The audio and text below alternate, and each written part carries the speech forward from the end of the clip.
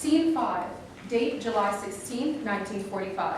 Place, the Oval Office. Truman is sitting at his desk reading a newspaper. Donald enters.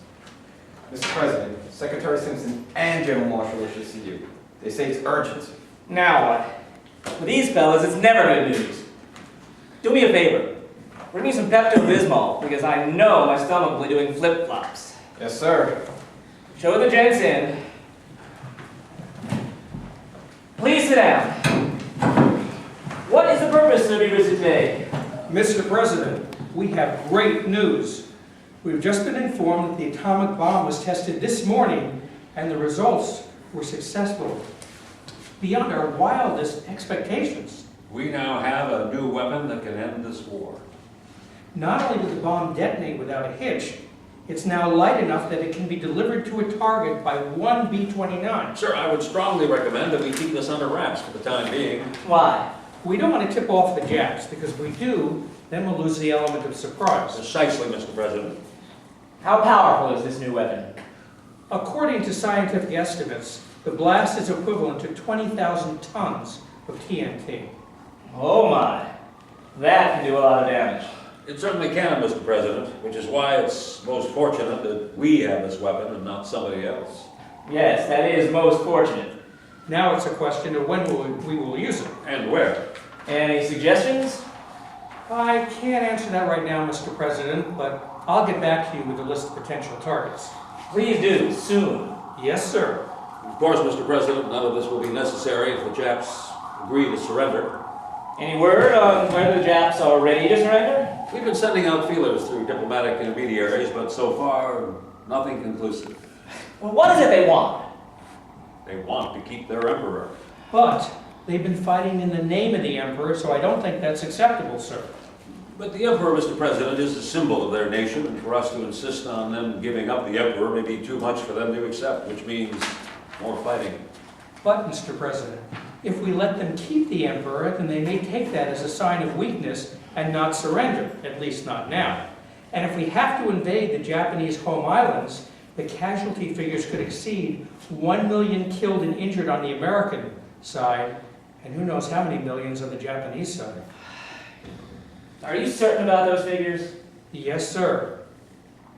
Those figures are conservative estimates. And after Okinawa, would the American public be willing to sustain those kinds of losses? Both you fellas make good points. Will this bomb be ready for use in the field? We should have 2 bombs ready for deployment within the next 2 weeks. Now, can we use this bomb without causing civilian casualties? Mr. President, given the nature and the power of this weapon, it is highly unlikely that civilian casualties could be completely avoided. But perhaps they could be kept to a minimum, depending on where we decide to use the weapon. What about inviting Japs to watch a demonstration of the bomb somewhere in the ocean? The Japs wouldn't go for that. They just see it as a ploy. And if the demonstration fails, then the military consequences would be disastrous. We'd lose all credibility with the enemy.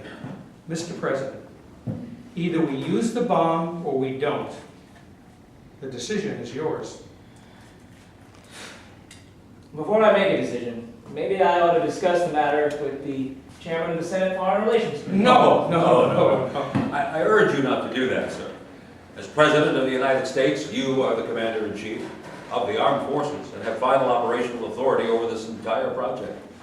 The decision is yours alone to make. To punt it over to the Senate now would constitute a serious abrogation of presidential power. It would also cause others around the world to perceive the Chief Executive of the United States and Commander-in-Chief of the U.S. military forces as being indecisive and weak, and lead to undue delay in the prosecution of the war, which we all agree needs to be concluded as quickly as possible. You fellas have dropped a real hot potato on my lap. But as that placard says on my desk, the buck stops here. So I guess it's up to me now.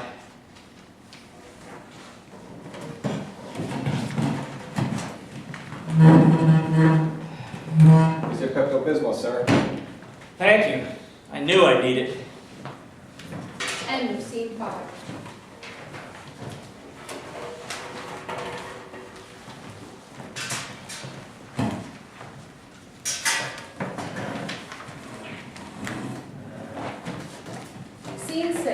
Time, same date, 9 p.m. Place, the living room inside the private quarters of the White House. President Truman and his wife Bess are sitting in separate chairs. Truman is reading a newspaper and Bess is reading a book. What are you reading? Reader's Digest. Anything in there interesting? Somebody wrote a short story about a world without war. That'll be the day. You have to be more optimistic, Harry. I try best, but it's hard. Every day it's something else. If it's not the war, then it's some labor strike or crime problem or race riot or some other problems that just seem to defy solution. But you're the president, and you're in a position to do something about them. It's not quite as simple as that. No amount of training can ever fully prepare anyone for the job of president. It's like no other job in the world. You sound a little down. What's the matter? Today, Secretary Stimson and General Marshall brought me some momentous news. Do you want to discuss it? I don't want to burden you. You're burdened enough already, with you being the First Lady and having to put up with me and my moodiness. You have your job and I have mine. Now, what's the problem? Today, I was told that we have a bomb with a strength equal to 20,000 tons of TNT. Ooh, that's a pretty powerful bomb. That's what I said. So, what's the issue? The war is dragging on, and even though we're pounding every Jap city into rubble, they're still refusing to surrender, which means that we may have to invade their islands, an action which may cost us over 1 million casualties, which is something that I doubt the American public would be willing to support, especially if we have a weapon, meaning this new bomb, that could make such an invasion unnecessary. So your choices are either to invade or use this new weapon? That is correct. So, what's the problem? The problem is that this weapon could probably wipe out an entire city with one blast, meaning that a whole lot of civilians would be killed. I'm not too comfortable with that. But why use it on a city? That's where the Jap military targets are located. Ah, I understand. What about the Japanese being shown a demonstration or warning? I asked about that too, and was told that those options are off the table. Either we use it with no prior warning, or not. The decision is mine, and this is an awful decision to make. Have you considered discussing the matter with your friends in the Senate? Both Stimson and Marshall warned me not to do that, and I'm inclined to agree with them. But why? This is a military operation, and therefore, as Commander-in-Chief of the Armed Forces, the decision is mine, not the Congress's. Well, I have complete confidence that you'll make the correct decision, one that will take into consideration the best interest of the country. Thank you, dear. I don't know what I ever would have done without you. End of scene 6.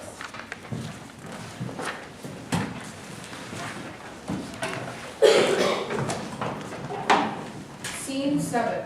Date, August 2nd, 1945. Time, 6 p.m. Place, the living room in a house in Falls Church, Virginia. Sal DiMartino is sitting in the living room with his wife Louise. There's a knock on the door. I'll see who it is. Telegram for you. Just sign here. Thank you.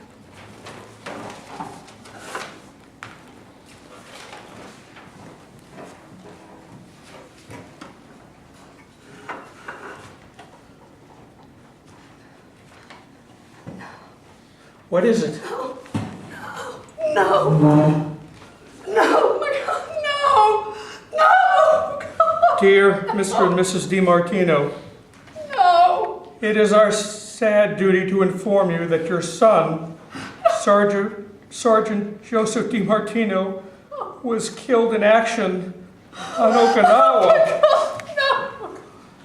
Oh, it's dead.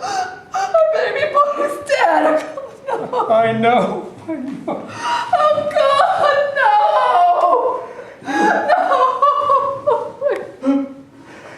He was a good boy. God, no. When will this damn war end?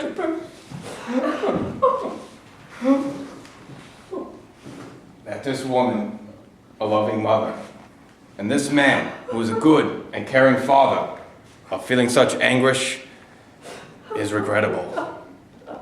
As a parent myself, I can commiserate with them. Their son is dead. Such a grievous loss is like a gaping wound that will never completely heal. Yet all of this fighting and suffering could have been avoided if the United States government wasn't so obstinate in its demand and had adopted a more understanding and conciliatory attitude.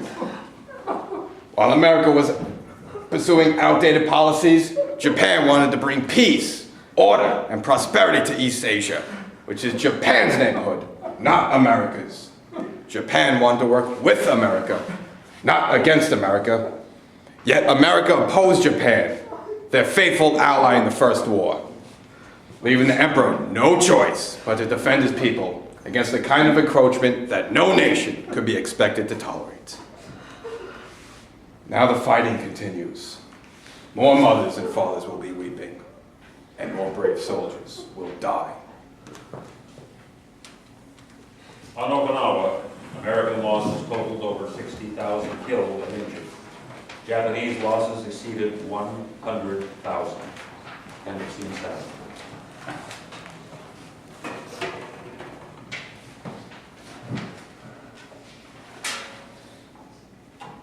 Scene 8.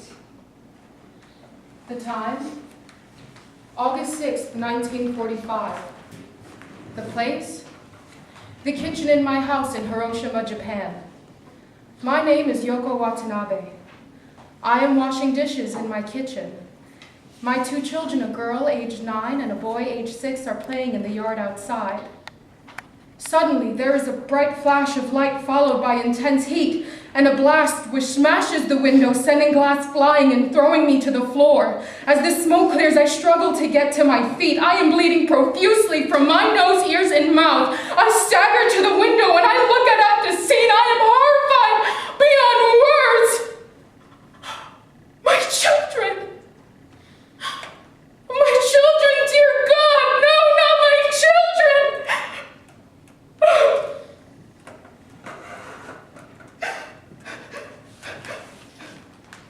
Stop your crying. Remember, you are Japanese and we are at war. There is work to be done. We must prepare to defend the homeland against the barbarian invaders. That the enemy is now using such horrible superweapons is proof of their weakness, not ours. Japan will never surrender. Get up. You say? Prepared to defend ourselves, you say? Are you serious? My children are dead. My future is dead. And for what? For what? It is the will of the emperor. 3 days later, on August 9th, a second atomic bomb was dropped on the Japanese city of Nagasaki. Both bombs together killed over 200,000 people. End of scene 8.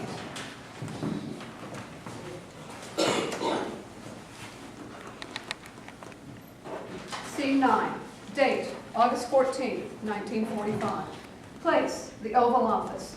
President Truman is sitting behind a desk reading a newspaper. Donald enters.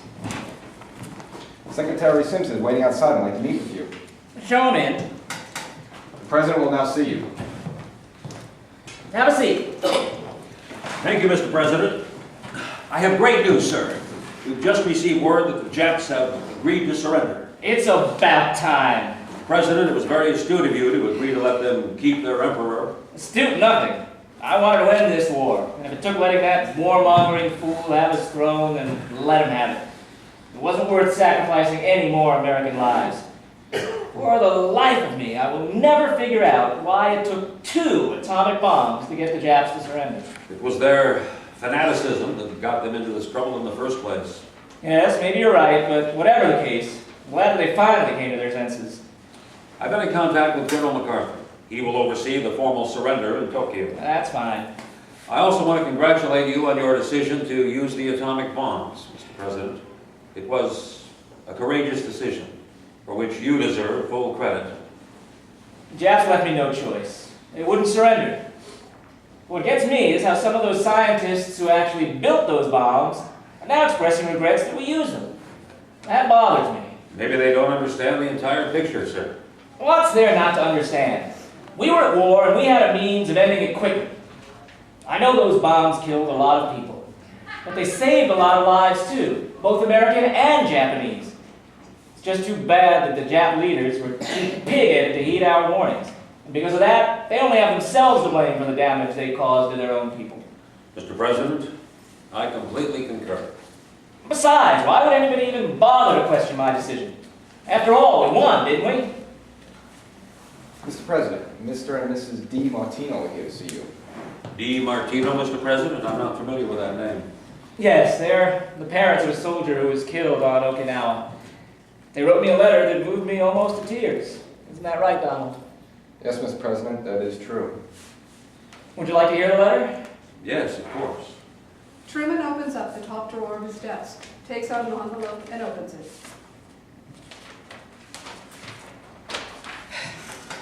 Dear Mr. President, we are writing to let you know that we agree with your decision to use the atomic bomb. We know that the decision to use such a horrible weapon must have been a difficult one for you to make, but we believe that it was the right thing to do. For a while, it seemed that the war would never end. But after the use of that weapon, the war finally stopped, and for that, we have you to thank. In fact, we wish you had used it earlier. It may have saved our son's life. He was killed on Okinawa. We were devastated by the news about our son's death, and are still in a state of shock. As a parent yourself, I'm sure you must understand how we must feel. Knowing that our son gave his life in the service of his country provides us a measure of comfort, but his absence has left a huge hole in our lives, leaving us with a feeling of profound emptiness that will not go away. He was our only child and our future. Now, all we have left are memories and sad thoughts of what may have been. Sincerely, Sal and Louise DiMartino. Mr. President, thank you for sharing that letter with me. I am honored. No problem, Mr. Secretary. You may agree that what I did was the right thing to do. Now, if you don't mind, I have to ask you to leave. Of course, Mr. President. Please ask Mrs. Truman to join me in the Oval Office and then show the DiMartinos in. And for goodness sake, keep the press out of here until I give you the word. Yes, Mr. President. Oh, before I forget, how's Grace doing? I've been meaning to ask Mrs. Truman, but I've been so busy lately that I just couldn't get around to it. She's doing fine, sir. Her brother was finally located at a Jap POW camp. He was in bad shape, but now he's recuperating. Well, that's a relief. Please convey my best wishes to her and her family. Now it's time to get back to work. Mr. President, if you don't mind, may I ask you something? Go ahead. What happens if the Russians get the bomb? That will never happen. Not on my watch. Thank you, Mr. President. That's very reassuring. End of scene 9.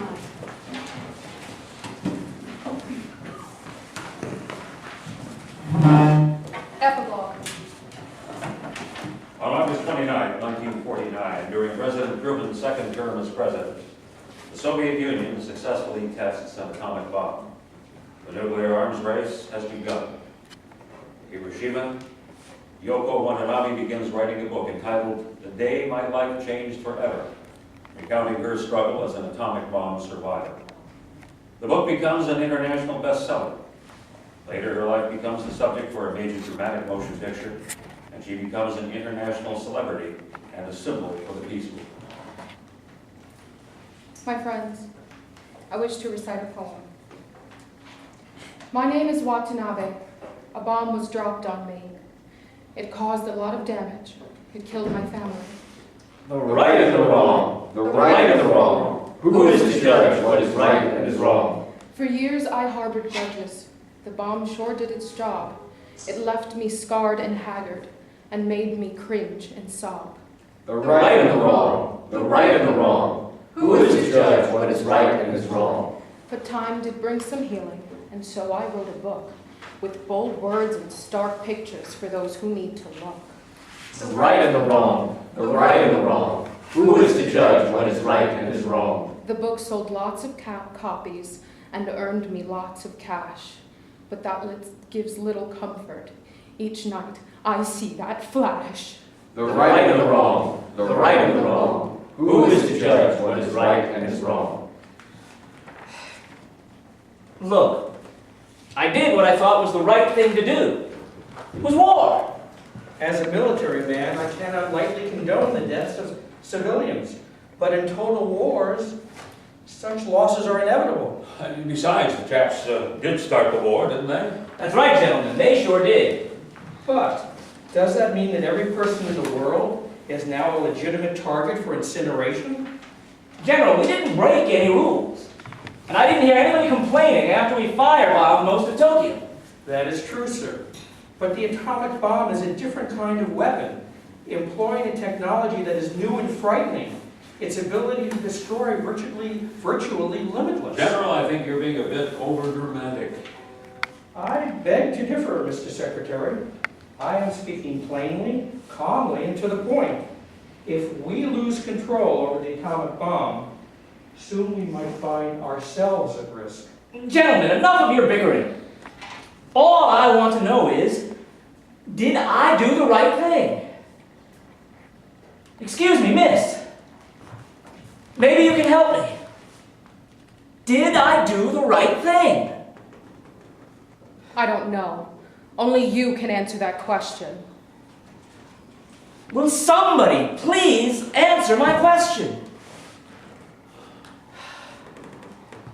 Can't you guys help me? Is there anything I can do, sir? Yes, there is. Please bring me all the Pepto-Bismol you can find, because I'm going to need it. The end.